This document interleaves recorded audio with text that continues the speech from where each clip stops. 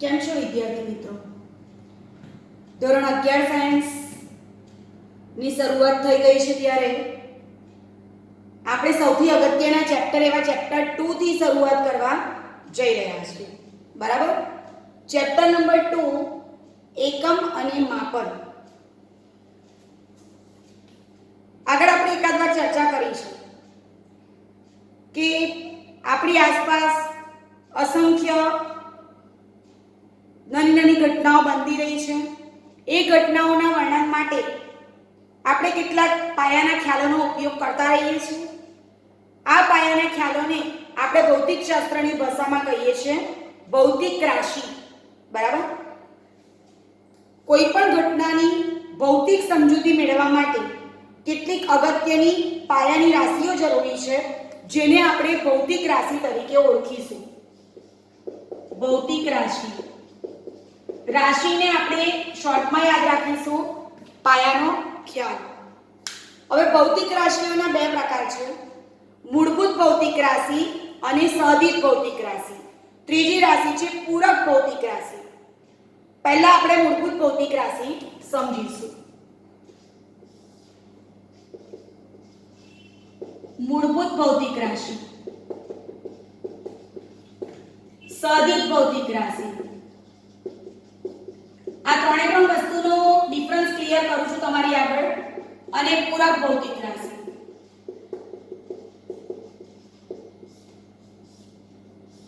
Fundamentals છે. કોઈ પણ ભૌતિક ઘટનાના વર્ણન માટે કેટલીક લઘુત્તમ સંખ્યાની રાશિની જરૂરિયાત ઊભી થાય છે. બરાબર? આપણી પાસે ભૌતિક ખ્યાલો એટલે કે ભૌતિક રાશિ કેટલી બધી છે? તો અસંખ્ય છે. તો એમાંની કેટલીક ઓછામાં ઓછી ભૌતિક રાશિઓને વ્યાખ્યાયિત કરવાથી બાકીની બધી જ ભૌતિક રાશિની માહિતી મળી રહે છે, જેને આપણે કહીશું મૂળભૂત ભૌતિક રાશિ. દાખલા તરીકે આપણી પાસે 500 રાશિ હોય, એમાંથી આપણે 5ને વ્યાખ્યાયિત કરીએ તો બાકીની બધાની માહિતી મળે. તો જે 5 છે પાયાની, તેને આપણે કહીશું મૂળભૂત ભૌતિક રાશિ.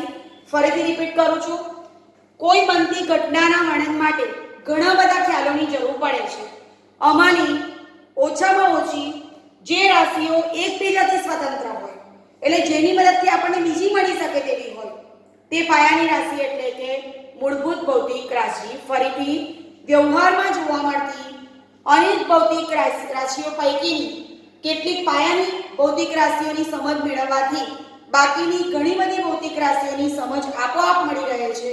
આ પાયાની રાશિને આપણે કહીશું મૂળભૂત ભૌતિક રાશિ અને એના એકમોને આપણે કહીશું મૂળભૂત ભૌતિક એકમો. એમાંની કેટલીક રાશિઓ હું લખું છું MLT.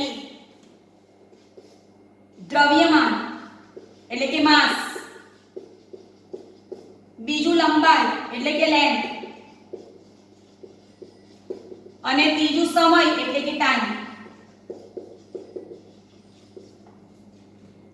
તમે સૌ જાણો છો કે લંબાઈ દ્રવ્યમાનના એકમ છે કિલોગ્રામ અને ગ્રામ. મોટો એકમ કિલોગ્રામ અને નાનો એકમ ગ્રામ. લંબાઈના એકમો મોટો એકમ મીટર, કિલોમીટર નહીં, નાનો એકમ સેન્ટીમીટર. અને સમયના બંને એકમો સેકન્ડ, કલાક, મિનિટ નહીં. તો આ જે છે એના મૂળભૂત એકમો છે. એટલે આપણે મૂળભૂત શબ્દ વાપરે એટલે ક્લિક થવું જોઈએ MLT, માસ, લેન્થ, ટાઈમ. બરાબર? આટલું જાણીએ તો બાકીનામાં આપણે નિશ્ચિત, આપણને બધું મળવાનું છે આપોઆપ. બરાબર? સહદિત ભૌતિક રાશિ. મેથ્સમાં તમે પક્ષને સાધ્ય ભણતા યાદ હશે તમને. મૂળભૂત ભૌતિક રાશિ પરથી મળતી રાશિ એટલે સહદિત ભૌતિક રાશિ.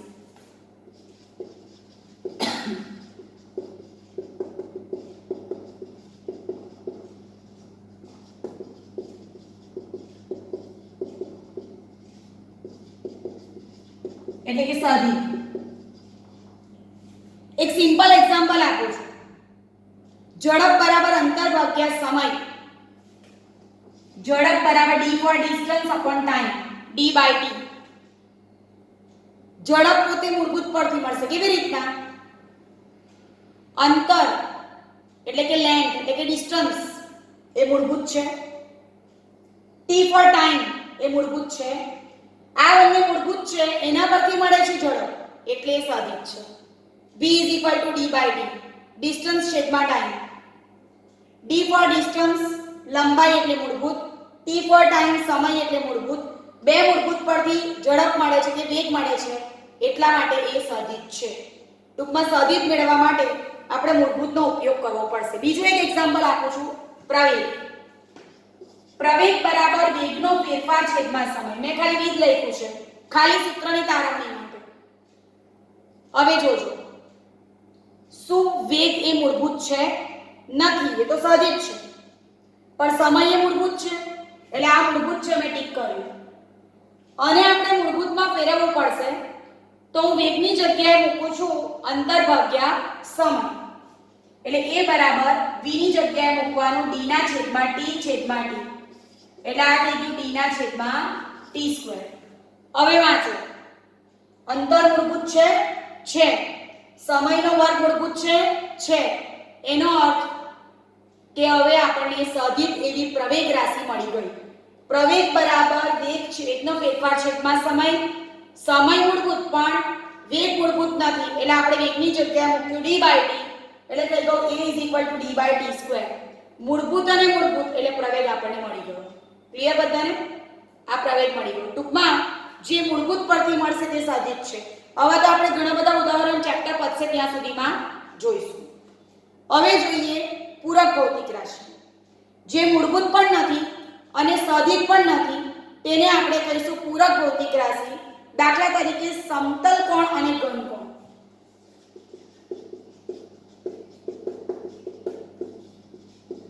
સમતલ કોણ અને ઘન કોણ, આ બંને જે રાશિ છે એ છે પૂરક ભૌતિક રાશિ.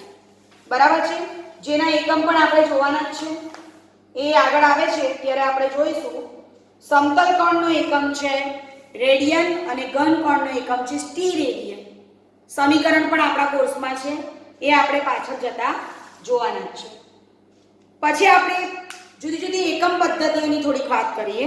આ આપણું પાયાનું નોલેજ છે, મૂળભૂત ખ્યાલ ફિઝિક્સના, એટલે રાશિ. બહુ બધી હોય તેમાંથી કેટલીક ઓછી જાણીએ તો સારું પડે. એ મૂળભૂત પરથી મળે તે સદિશ ને બેવ નથી તે પૂરક. બરાબર? ટૂંકમાં સદિશને મેળવવા માટે આપણે મૂળભૂતની મદદ લેવી પડશે, તો જ આપણને સદિશ મળશે.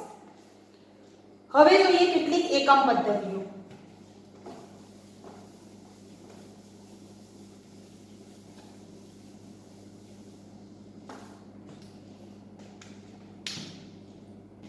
મૂળભૂત એકમ એટલે શું? તો મૂળભૂત ભૌતિક રાશિનો એકમ.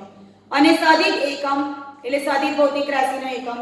એનો જે સમૂહ છે તે એકમ પદ્ધતિની રચના કરે છે. એટલે મૂળભૂત અને સદિશ ભૌતિક રાશિના એકમો મળીને એકમ પદ્ધતિની રચના કરે છે. તેમાં સૌથી જૂની એકમ પદ્ધતિ એટલે બ્રિટિશ એકમ પદ્ધતિ. સૌપ્રથમ પદ્ધતિ હું લઈશ FPS એકમ પદ્ધતિ. જુદી જુદી એકમ પદ્ધતિઓ.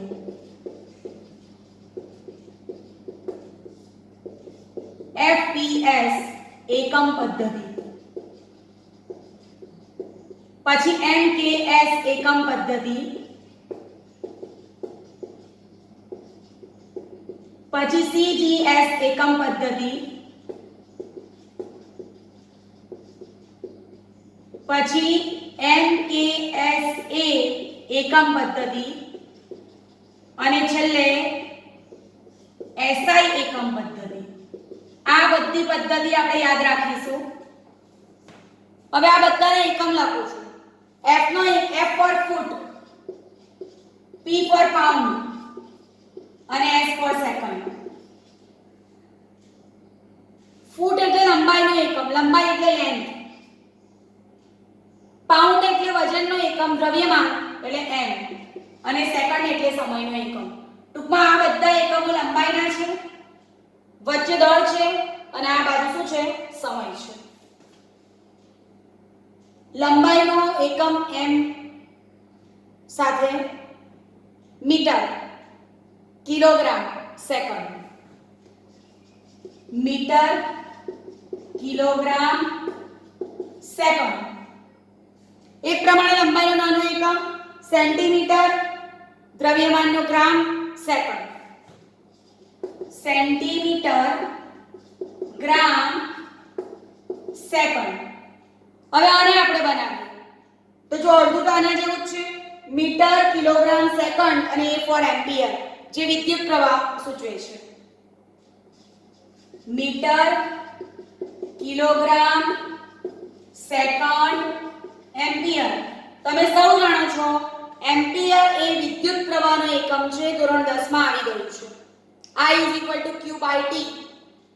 વાહકના કોઈ પણ આડછેદમાંથી 1 સેકન્ડમાં પસાર થતો વિદ્યુત ભાર એટલે વિદ્યુત પ્રવાહ. SI એકમ પદ્ધતિ જેનું પૂરું નામ છે સિસ્ટમ ઇન્ટરનેશનલ એકમ પદ્ધતિ.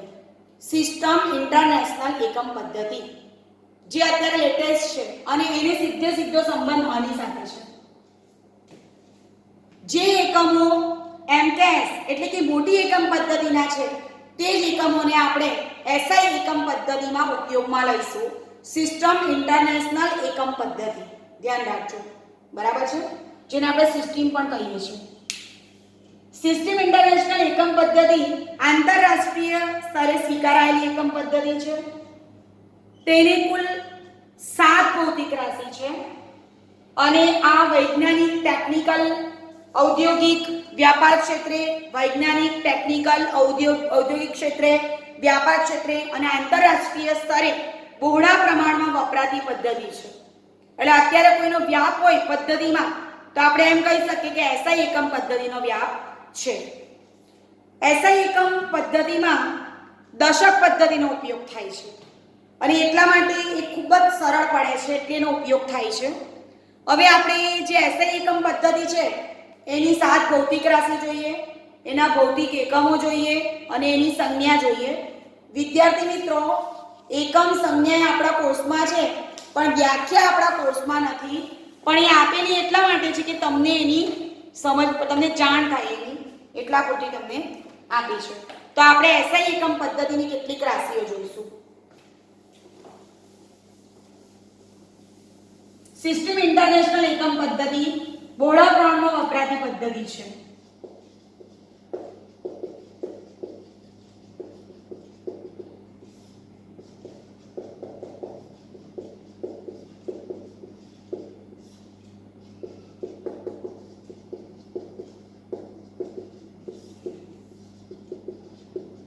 પહેલું ખાનું ભૌતિક રાશિ, બીજું ખાનું ભૌતિક એકમ અને ત્રીજું ખાનું સંજ્ઞા.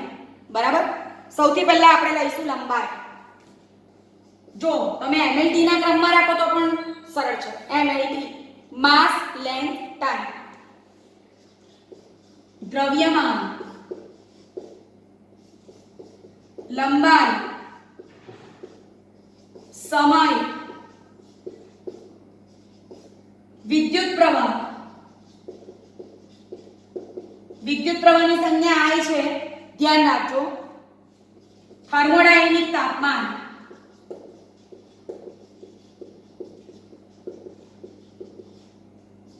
જ્યોતિ તીવ્રતા અથવા જ્યોતિ ફ્લક્સ. ચોપડીમાં જ્યોતિ તીવ્રતા જ આપ્યું છે પણ જ્યોતિ ફ્લક્સ પણ કહી શકાય એને. અને દ્રવ્યનો જથ્થો. આની ભૌતિક રાશિઓના નામ છે. હવે આપણે એના ભૌતિક એકમોની ચર્ચા કરશું. મેં તમને આગળ પણ કીધું છે કે SI એકમ પદ્ધતિમાં મોટા એકમોનો ઉપયોગ થાય છે. એટલે દ્રવ્યમાનનો મોટો એકમ કિલોગ્રામ, લંબાઈનો મોટો એકમ મીટર, સમયનો મોટો એકમ સેકન્ડ. આમ તો સમયમાં નાનો મોટો બધું એક જ છે, સેકન્ડ. વિદ્યુત પ્રવાહનો એકમાત્ર એકમ એમ્પિયર. આમ તો I q/t પ્રમાણે કુલમ પર સેકન્ડ બી લખાય પણ એને SI માં લઈએ છીએ આપણે એમ્પિયર. થર્મોડાયનેમિક તાપમાન કેલ્વિન, જ્યોતિ તીવ્રતા કેન્ડેલા અને દ્રવ્યના જથ્થા માટે મોલ. તમે જાણો છો કેમિસ્ટ્રીમાં તમને આવી ગયું છે.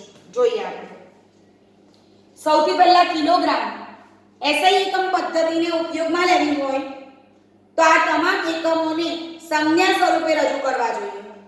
સંજ્ઞા સ્વરૂપે કિલોગ્રામની સંજ્ઞા છે kg, મીટરની સંજ્ઞા છે સ્મોલ m, સેકન્ડની સંજ્ઞા છે સ્મોલ s. એમ્પિયર એટલે કેપિટલ A. કેલ્વિન એટલે કેપિટલ K. કેન્ડેલા એટલે સ્મોલ cd અને મોલ એટલે સ્મોલ લેટર્સમાં mol. તમને કોઈ પણ રાશિના ભૌતિક એકમ આપણે SI એકમ પૂછે તો તમે આ રીતના લખશો.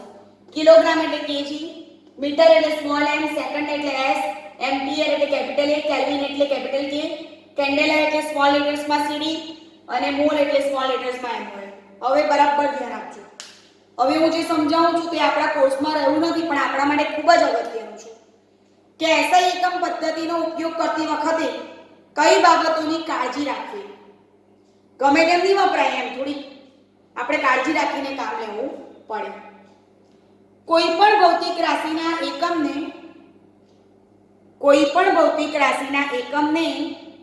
SI પદ્ધતિમાં વાપરતી વખતે શું કરવું જોઈએ? એને સંજ્ઞા સ્વરૂપે દર્શાવવું જોઈએ.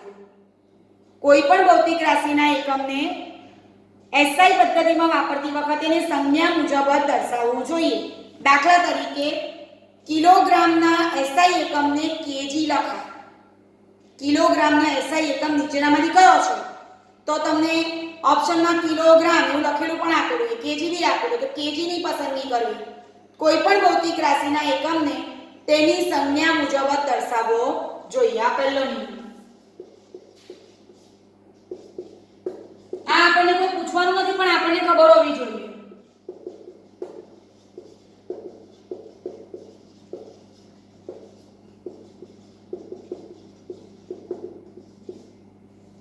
એકમની વચ્ચે કે અંતે પૂર્ણ વિરામનું ચિહ્ન મૂકવું નહીં.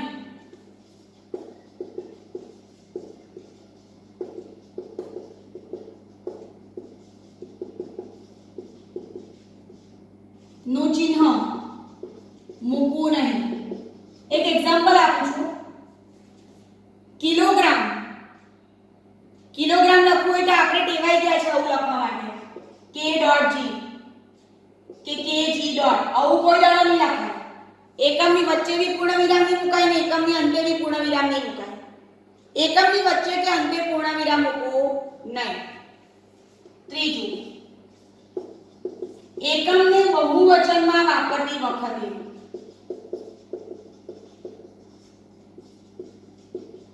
પાછળ SKES પ્રત્યય લગાવવો નહીં. દાખલા તરીકે મારે 5 મીટર જોઈતા હોય તો હું 5 મીટર આમ જ લખીશ. આમ લખવા જઈશ તો મીટર ઇન્ટુ સેકન્ડ થઈ જશે. એટલે એકમને બહુવચનમાં વાપરતી વખતે પાછળ SKES પ્રત્યય લગાડવો નહીં. પછી ધારો કે મારે પ્રવેગનો એકમ લખવો છે તો પ્રવેગનું સૂત્ર શું છે? વેગનો ફેરફાર છેદમાં સમય. એમાં વેગ સદિશ છે. વેગ બરાબર અંતર ભાગ્યા સમય. એટલે આ આવું થઈ ગયું d/t². તો આનો SI એકમ આપણે આ રીતના લખીશું. d નો એકમ ડિસ્ટન્સ નો મીટર, t² નો સેકન્ડ સ્ક્વેર.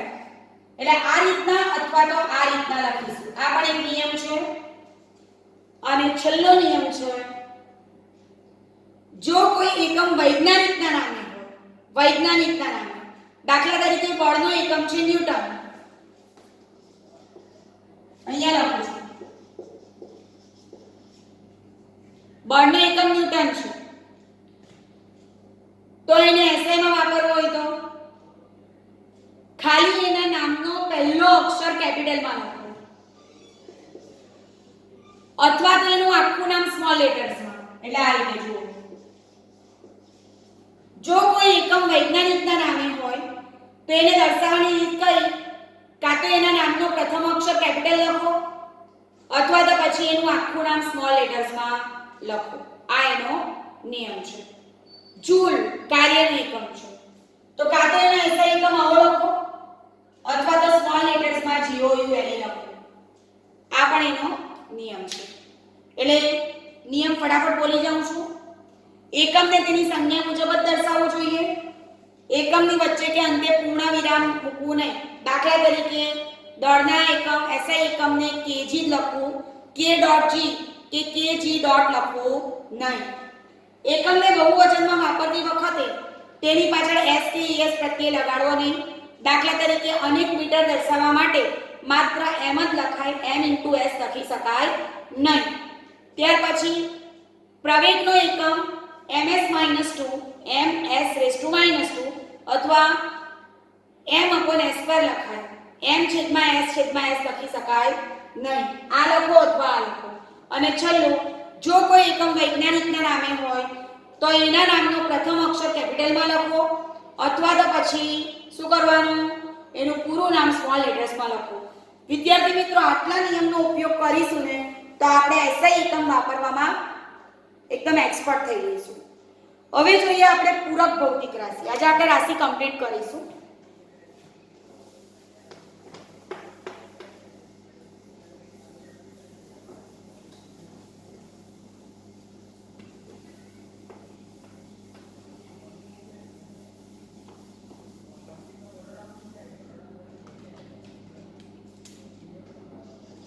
પૂરક ભૌતિક રાશિ.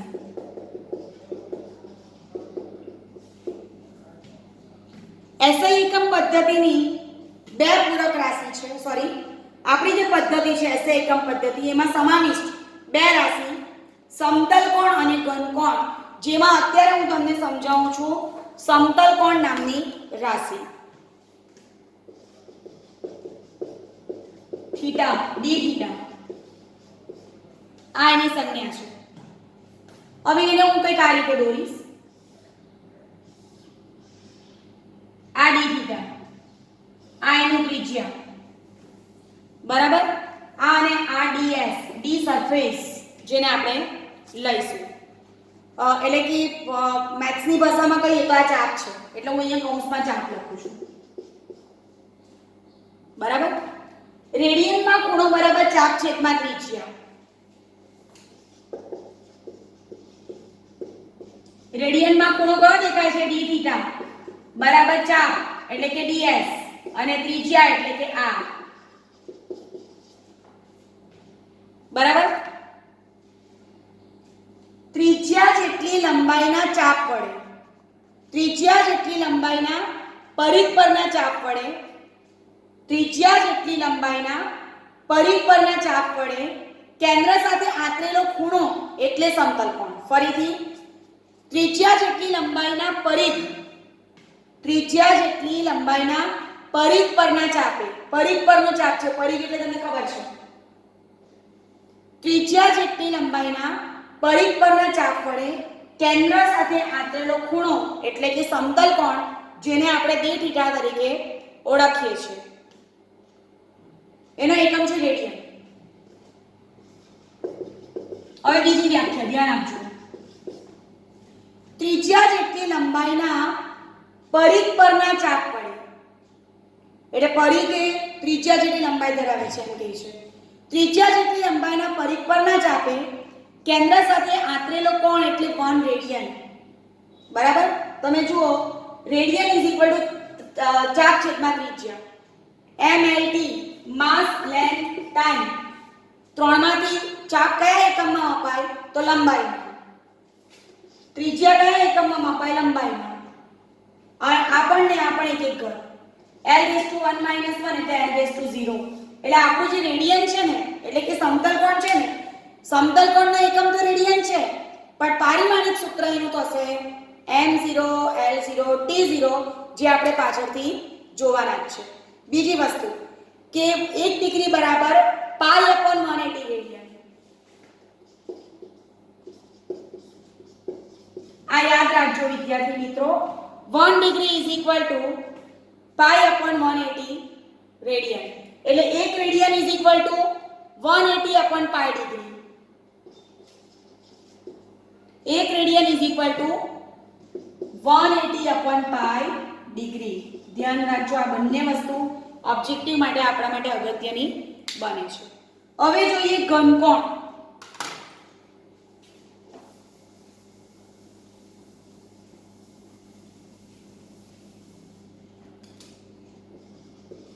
સમતલ કોણનો એકમ રેડિયન ને ઘનકોણનો એકમ સ્ટી રેડિયન. રેડિયન જો તમને સમતલ કોણનો સંજ્ઞા પૂછે ખૂણાની તો આ રેડિયન, જ્યારે ઘન કોણ માટે સ્ટી રેડિયન માટે એસઆર. ધ્યાન રાખજો આ, બરાબર છે. હવે આના માટે આપણે પારિમાણિક દ્રષ્ટિએ તો કંઈ જ નથી એ, પણ છતાં પણ આપણે એનું વ્યાખ્યાન એવું તો જોવું પડશે. તો સૌપ્રથમ હું એક કામ કરું છું, એનું સૂત્ર મૂકી દઉં છું. અને એની સંજ્ઞા છે ડી ઓમેગા અથવા ડી ઓમ.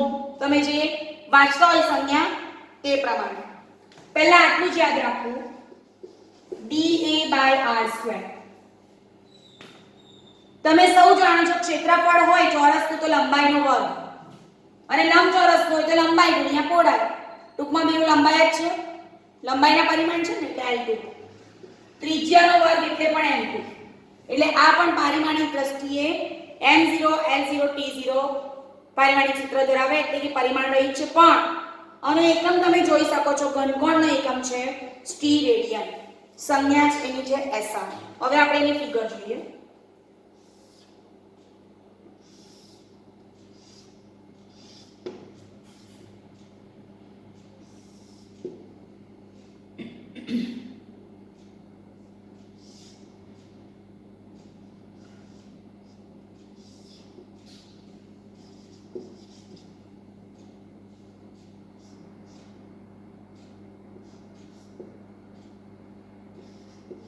આંતરેલો ખૂણો ડી ઓમેગા છે ને આ છે, બરાબર. વ્યાખ્યા જોઈએ.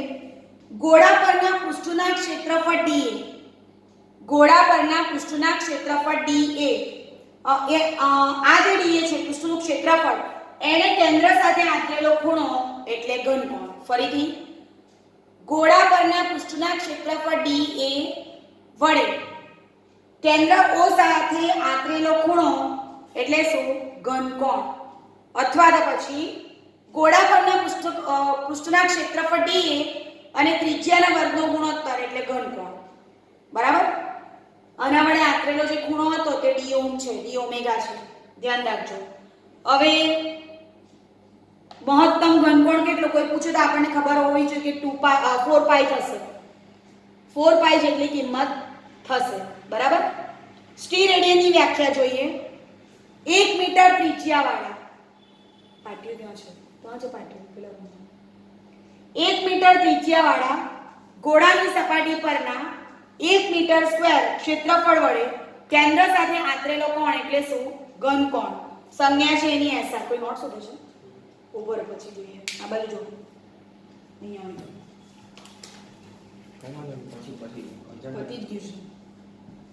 બરાબર. તો આજે આપણે મૂળભૂત, સહઅધિત અને પૂરકની વાત કરી. બરાબર. હવે આગળ આપણે થોડીક લંબાઈના માપનની વાત કરીશું. Thank you very much. All the best.